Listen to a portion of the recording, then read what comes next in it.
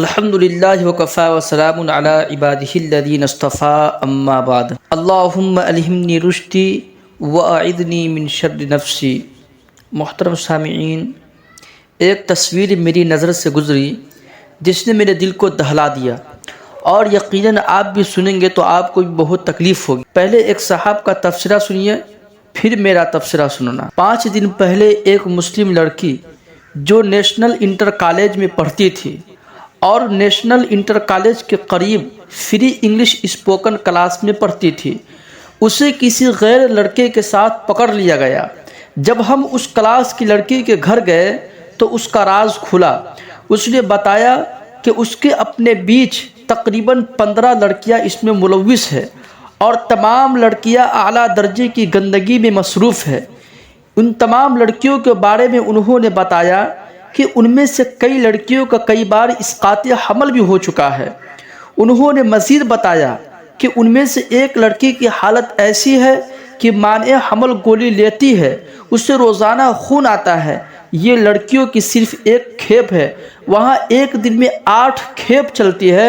اس کے علاوہ مفت کمپیوٹر کلاسز کا بھی یہی حال ہے۔ یہ تمام لڑکیاں بنارس کے اچھے گھرانوں سے ہیں اور باپ کو جوش ہے کہ بیٹی ضرور کچھ نہ کچھ بنے گی۔ اپنی بچیوں کو مخلوط تعلیمی اداروں میں ہرگز نہ بھیجے، یہ شرعاً حرام ہے اور اخلاقی بدنامی کے سوا اور کچھ نہیں ہے۔ سامعین، دیکھا آپ نے کیسی خبر ہے؟ آج سنیے احقر کا تبصرہ۔ کسی بھی قوم کو مجموعی طور پر دین سے روشناس کرانے، تہذیب و ثقافت سے بہرور کرنے اور خصائل فاضلہ و شمائل جمیلہ سے مزین کرنے میں اس قوم کی خواتین کا اہم بلکہ مرکزی اور اساسی کردار ہوتا ہے، اور قوم کے نونہالوں کی صحیح اٹھان اور صالح نشو و نما میں ان کی ماؤں کا ہم رول ہوتا ہے۔ اسی وجہ سے کہا گیا ہے کہ ماں کی گود بچے کا اولین مدرسہ ہے۔ اس لیے شروع ہی سے اسلام نے جس طرح مردوں کے لیے تعلیم کی تمام تر راہیں ہموار کر رکھی ہے، ان کو ہر قسم کے مفید علم کے حصول کی نہ صرف آزادی دی ہے بلکہ اس پر ان کی حوصلہ افزائی بھی کی ہے، جس کے نتیجے میں قرن اول سے لے کر آج تک ایک سے بڑھ کر ایک کج کلاه علم و فن اور تاجور فکر و تحقیق پیدا ہوتے رہے، اور زمانہ ان کی علوم بے پناہ کی ضیاءپاشیوں سے مستنیر و مستفیض ہوتا رہا۔ بالکل اسی طرح اس دین حنیف نے خواتین کو بھی تمدنی، معاشرتی اور ملکی حقوق کے بتمام و کمال عطا کرنے کے ساتھ ساتھ تعلیمی حقوق بھی اس کی صنف کا لحاظ کرتے ہوئے مکمل طور پر دیے ہیں۔ چنانچہ ہر دور میں مردوں کے شانہ بشانہ دختران اسلام میں سے ایسی باکمال خواتین بھی جنم لیتی رہی ہیں جنہوں نے اطاعت گزار بیٹی، وفا شعار بیوی اور سراپا شفقت بہن کا کردار نبھانے کے ساتھ ساتھ دنیا میں اپنے علم و فضل کا ڈنکا بجایا، اور ان کی دم سے تحقیق و تدقیق کی لاتعداد خرمن آباد ہوئے۔ لیکن اسلام بے پردگی اور مخلوط نظام تعلیم کی ہرگز حوصلہ افزائی نہیں کرتا۔ جب لڑکے اور لڑکیاں دونوں ایک ساتھ تعلیم حاصل کر رہے ہوں، پھر دونوں کی نشست گاہیں بھی ایک ساتھ ہو اور ان سب پر طرفہ ایک عریا و نیم عریا بازو، لبہائے گلگوں چمکتے ہوئے عارض، چشم ہائے نیم باز، بکھری ہوئی زلفیں، بلکہ سارا سراپا انلبرق کا منظر پیش نظر کر رہا ہو، تو کیا فریق مقابل اپنے ذوق دید اور شوق نظارہ کو صبر و شکیبائی کا رہین رکھے گا، یا بے تابانہ اپنی نگاہوں کی تشنگی دور کرنے کی سوچے گا؟ پھر جب جمال جہاں آرا پوری تابانیوں کے ساتھ دعوت نظارہ دے رہا ہو تو اس کی دید کی پیاس بجھے گی کیوں؟ وہ تو اور تیز تر ہو جائے گا، اور جام پر جام چڑھائے جانے کے باوصف اس کا شوق دید حل میں مزید کی صدائے مسلسل لگائے گا۔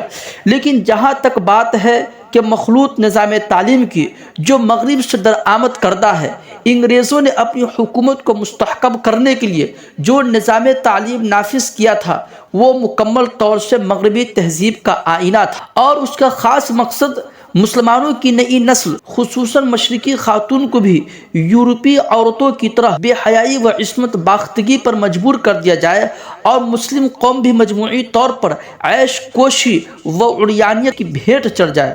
وہ اس میں بہت حد تک کامیاب بھی ہوئے۔ ہماری اکثریت ان کی اندھی تقلید کر رہی ہے، لیکن اس کے مضر پہلو سے اکثریت غافل ہے، اور اس کو ناپسند کرنے والوں کو قدامت پسند، دقیانوسی، رجعت پسند اور ملا کا خطاب دیا جاتا ہے۔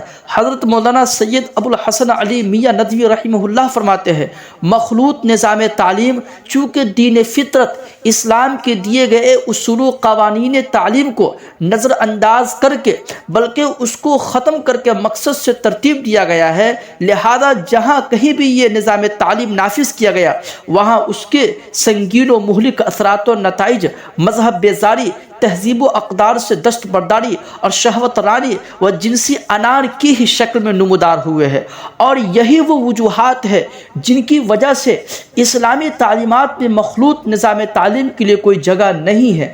دور حاضر میں مخلوط تعلیم کی ابتدا امریکہ میں 1774 میں ہوئی، انگلستان میں 1902 میں ہوئی، اسے قانونی درجہ دے دیا گیا، لیکن مذہبی اقدار کے حامل لوگوں نے مخلوط تعلیم کو سخت ناپسند کیا۔ روس نے انقلاب کے بعد 20 سال تک مخلوط تعلیمی نظام کا تجربہ کرنے کے بعد یکسر اس کو مسترد کر دیا۔ اسرائیل نے بعض درجے پر اس کو ترک کیا ہوا ہے، اور مغربی ممالک میں بھی اچھی یونیورسٹیوں، کالجوں اور اسکولوں میں مخلوط تعلیمی نظام نہیں ہے۔ تو کیا یہ لوگ بھی دقیانوس اور تنگ نظر ملا ہے؟ مخلوط تعلیم کے تباہ کن اثرات کا مشاہدہ کرنا ہو تو موجودہ معاشرے کا جائزہ لیجیے، کالجوں، یونیورسٹیوں کے حوالے سے شائع ہونے والی خبریں پڑھیے۔ شاید ہی کسی دن کے اخبارات ایسی خبروں سے خالی رہتے ہو جن میں مخلوط نظام تعلیم کے کسی برے اثر کا تذکرہ نہ رہتا ہو۔ مخلوط تعلیم کا سب سے بڑا اثر نئی نسل کے اخلاق پر پڑ رہا ہے۔ شرم و حیا جو انسان کا سب سے قیمتی زیور ہے رخصت ہوتا جا رہا ہے۔ قریب البلوغ کا زمانہ جذبات میں ہیجان کا دور ہوتا ہے۔ اس عرصہ میں نوخیز اور نوجوان لڑکوں اور لڑکیوں کا ایک ساتھ مل بیٹھنا اور بے حجابانہ میل و جول شہوانی جذبات کو بھڑکاتا ہے اور ہیجانی کیفیت میں مبتلا کر دیتا ہے۔ اسکول میں آج کل 14 برس کے لڑکے اور لڑکیاں عام طور پر مانع حمل اشیاء اپنے اپنے بیگ میں لے کر پھرتے ہیں کہ جانے کب کہاں ضرورت پڑ جائے، نعوذ باللہ من ذالک۔